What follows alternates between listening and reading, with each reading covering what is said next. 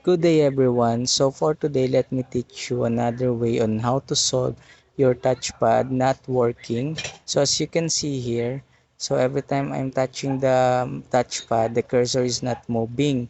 And there's a light here that represent that the touchpad is not working. So I was discovered that if you double click this side, this one, so like this, one, two, okay, and eventually the light turn off, and then there will be now, it will enable now your touchpad, so you can now move your cursor.